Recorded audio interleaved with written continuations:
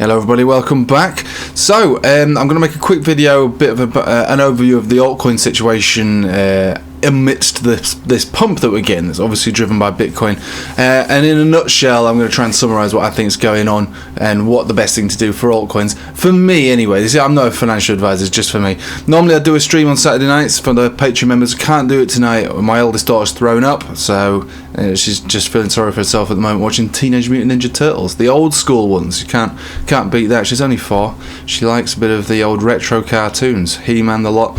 Anyway, so she's happy for the moment, but I can't do the stream tonight, so this will keep me going till tomorrow when I can get childcare arranged for that. Anyway, boring stuff. Let's get into it, shall we? So let's have a quick peep. I brought up the 5 top cap, like the biggest top cap altcoins here versus their Bitcoin pair. But before we look at that, just let me draw your attention to the CME chart, right? So this is Bitcoin CME, and this is where it closed. And for those who like the CME gaps these days, that's where we're likely to be coming back down to. Obviously, spot price is higher than that right now, only by a smidgen, less than 1,000. But I imagine would come down to test that level. Interesting to know that the CME futures, it's a different chart. Like I never really look at it. I'm just referencing it, the gap here, but we do have a fresh death cross on the CME futures, which is never a good thing to be, but the momentum is definitely shifted to the up.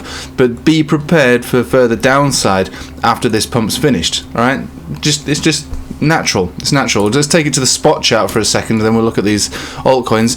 Spot has shown that we've broken out of the descending trend line for the moment. We could easily come back down to it. We're looking at it here on the weekly, and we're outside of we're back inside what I used to consider to be the accumulation zone, the 40,000, about 41,000 zone.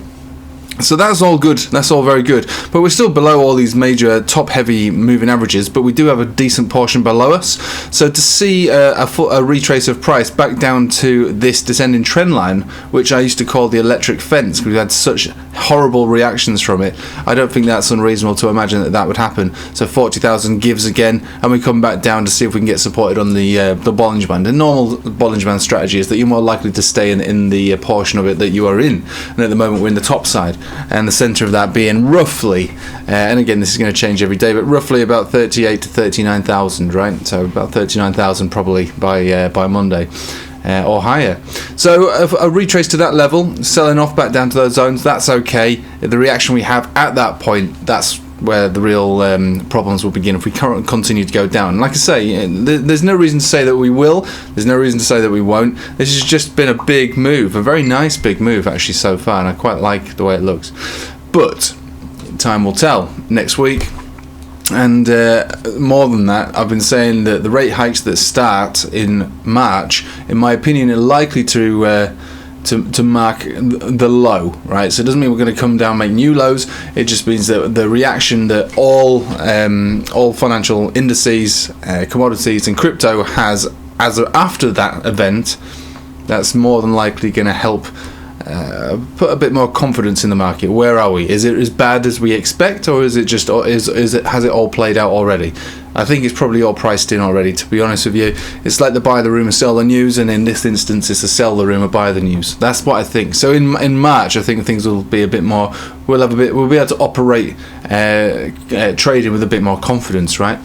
So let's have a quick look at these altcoins. The Bitcoin dominance chart is hanging around 42, and you know me, I like the Bollinger Band strategy for this. This has worked so far so good, and at the moment we've closed last week just below the 21 exponential, and again there's barely been any price to it at the moment. We come down to the 10, we come back up to the 21. It's basically it's like a game of tennis between those two moving averages, and the reason that's a big deal is if we break out from the 21 or the 20 simple or the 21 exponential, which is more or less at this exact level, 42.4%, then we start to climb up, I would say, and whether that's in the form of a Bitcoin pump, Bitcoin leads the market, and that has happened in the past. Trust me, that's happened many times throughout the years. You've not seen that if you're reasonably new to the market, as in like a year old, you won't have seen that before, but it does happen, and leaves altcoins behind. I know it sounds bizarre. Boring old sluggish Bitcoin can do that, and that's what a dominance chart breakout would suggest. Or it could be just your average pullback, and again that's that's what we'd normally expect. And the market drops as directed by Bitcoin. Altcoins emphasize that drop, and the Bitcoin dominance goes up by default because market cap leaves altcoins faster than it leaves Bitcoin because the moves are so accentuated, right? So we'll see what happens next week. Again, all of this is just noise and madness until March comes along for me, because like many investors, I would say, rather than traders, the riskier assets like this are better at times of low risk, right? And at the moment, there's risk still involved. They're all downtrending still. There's no reason to go jumping in head first, unless, of course, like me, you buy these quite large dips, one here and one down here. At the moment, as of this very moment in time, both of those buys since selling over here are in profit. So, not boasting, but they are. I don't expect them to remain that way though throughout the rest of this month. Anything could happen, and my personal opinion is that it's going to still remain a choppy range. And this isn't a reversal. Reversals will happen later on. I don't think this is a reversal now. So, thinking about altcoins then, because that's what you wanted to hear about. So we're looking at them versus their Bitcoin pairs to see if there's any rhythm to any of these that suggest more strength than what Bitcoin's going through at the moment. So we've got ADA is negative, ETH is negative, we've got BNB, Solana and XRP, which are all positive, right? So whether you love or hate these coins, they're top cap coins, and the reason I'm bringing the top cap ones out is because if they show together that they can show strength together, then they will move the Bitcoin dominance chart back down below that comfort zone, which is, if you want altcoins to remain strong, you want to see constant downtrend. Well, I know that sounds mad, the lower we go, but we do want to see a continuation of downtrend. If we see weaknesses, then it means that these might break down versus their Bitcoin pair, and that doesn't mean that they'll lose money. Like I say, Bitcoin could lead the market, can continue to go up, can launch up to the moon, and just leave altcoins behind it, and that will show on the sats. So yeah, so this we'll start with Ethereum. So there's Ethereum on the daily here. We came down to this major level, 0.065 of a Bitcoin, and at the moment it's holding up okay on the daily. We're above most moving averages of significance. There's no reason to expect a massive breakdown from this. This could be a reversal, really, because we're above the 200 exponential, the center of the Bollinger Band. We've got a nice positive uptick on the 20 as well. That's all quite good. The MACD, RSI and money flow index all sloping up. We've got 4,029 4,290 Bitcoins traded in a 24-hour period. The problem is we're below the cloud, so we're not looking for major breakouts, but I would expect this to creep up to its previous major level of resistance. So Ethereum gets a tick in the short term, and I say in the short term, this could yield a potential further 8.5% before another rejection. And again, we're not looking at breakouts, but we're just looking at strength versus Bitcoin. And Ethereum, since it hit its low down here, this horizontal, which marked the supports and resistances from when we broke up into this zone, looks okay to me. And to be honest with you, Ethereum is kind of different to all others. Ethereum's like, has behaved like a better version of Bitcoin throughout this entire cycle. So it's slow and steady. It generally wins the race, and it looks like it wants to do that despite trailing behind Bitcoin today ever so slightly. The chart looks okay though, so I'll give it a nod. Let's just take it to a 4-hourly, and again I'll wrap through this quick because I don't know how long the Turtles episodes last. About 20 minutes, I think. So what we're looking at here is it's not quite ready for a major reversal or anything like that. We're trying to get above the 200 exponential on the 4-hourly. Being above there would be an important component. We're surfing the center of the Bollinger Band. So again, on the 4-hourly, it looks like for the short term, as in like immediately, it might have just fizzled out. Looking for a pullback to around 0.7 or thereabouts, and 0.07 that would be for a retest and a continuation. If we carry on with the uptrend on Ethereum like this, then we would inevitably get ourselves a gold cross. But daily's looking okay, but I think the majority of the move for both Bitcoin and altcoins have probably finished, and probably get a bit of a red day tomorrow. And a lot will be seen into next week. BNB, so this is a big deal. So BNB came all the way down to the 200 exponential on the daily. So this was a make or break. It was a 200 simple actually. This yellow moving average that held it. So this could easily easily be considered a dead cat bounce. You can see that on the wick already. The wick is retraced from the center of the Bollinger Band there, 3.3%. So actually we're only up to the tune of 4.6% to today. So not quite the pillar of strength there, unfortunately. It does look like it wants to continue to break down. If you look at this chart, what you see is essentially a breaking down of formations. So unfortunately BNB doesn't look that good. So Ethereum still looks better so far, but the BNB doesn't look quite so good. It could seriously be losing some sats over the next weeks and months.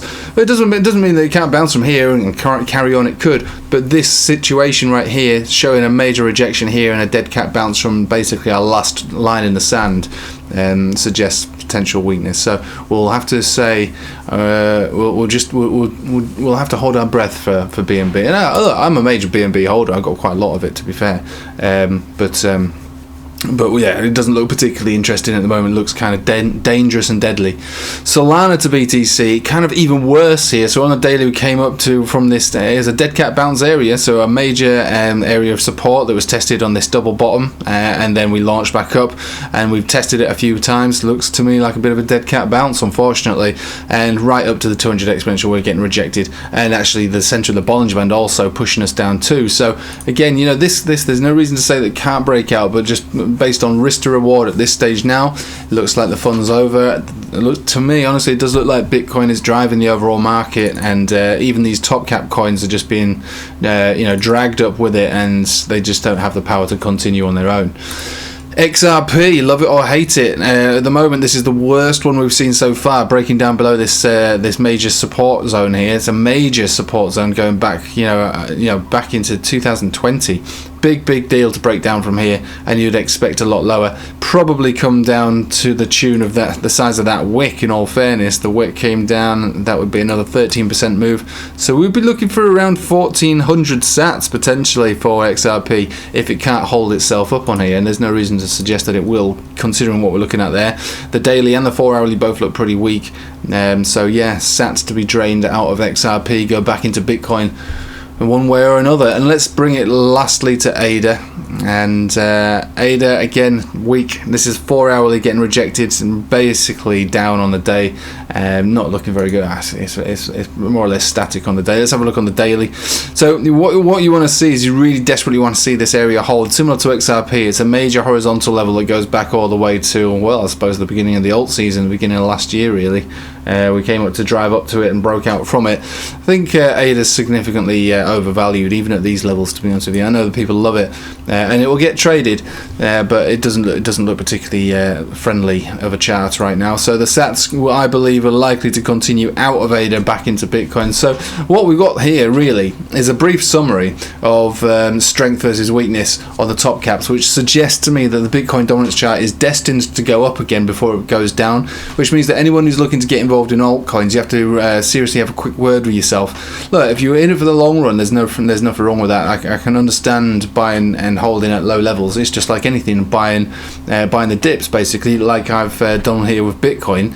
But the difference is that when Bitcoin's driving the overall market and pulling everything else down with it, because everything generally follows Bitcoin, there's always going to be outliers here and there, but generally everything's going to follow Bitcoin. What we'll be looking at really is for Bitcoin to continue with its sideways and potentially even down situation. What it's doing at the moment is, and everything else will come down with it, and emphasize that. And whichever way you look at it, it does look like in the short term that the vast majority of altcoins are going to suffer, whether that's in a Bitcoin breakout or a breakdown. There's only one way that they'll ever be able to benefit from Bitcoin, and that's if Bitcoin were to go sideways. And I think given the overall market with the economy and all the factors that are going into that right now, things outside of the chart. So we've got the end of QE, we've got the rate hikes, you've got the stuff going on in Eastern Europe as well, which is another will they, won't they type thing that can't be priced in until something happens. It's going to lead to a choppy, volatile, up and down. Anyone's guess kind of range. Even though Bitcoin looks like it's changing its formation, and it potentially is, it's too early to say. We're at a weekend now, we've only just done this one big move. There's a lot that needs to be thought about if you're looking to buy into altcoins. Of course, if you're buying into altcoins and you're holding them and you just want to stock up, that's different. But if you're looking for instant gratification, it does look like these altcoins are fulfilling a dead cat bounce at the moment. Just these ones that we've looked at. But the reason I brought them up is because they hold so much weight to the market cap that if they continue to sink and Bitcoin outpaces them, basically, the dominance chart will go up. And it's only when the dominance chart reaches a major area of significant resistance, which, to be honest with you, wouldn't be that hard to see on this chart. We can reach the top of the Bollinger Band at the 50 exponential. We could only be really talking about up to 46, and you can get another decent rally for altcoins. But no real alt season, no major alt season until something like that has reached its a specific level. So look, I hold loads of altcoins, and there is some that I've been buying all the way down as well. Not many, but some, because ICP. I know it's really unpopular, but there's an enormous big bullish divergence been brewing on the weekly chart since its inception. So it does suggest that one day it's going to perk up and come back to life and actually do quite well. But for the moment, even buying that, it's dangerous and deadly, because in the short term we don't know how low these things can go, and we don't really know how Bitcoin's going to react over the next few weeks. I think it's going to be choppy as hell. I think it's going to be all over the place, and potentially even carry on with its downtrend. At the moment, it's way too early to say. I'm going to be mainly interested when the first rate hike takes place and we see some stability in all markets, and that should lead to confidence in this market specifically. Right, so I'm going to leave it with you there. Thanks for watching, guys. Sorry I couldn't do the stream tonight. I will be able to do it tomorrow. I've got the kids are covered. I've got childcare. It'll be fine. But other than that, hope you have a nice day or a nice evening, and take it easy.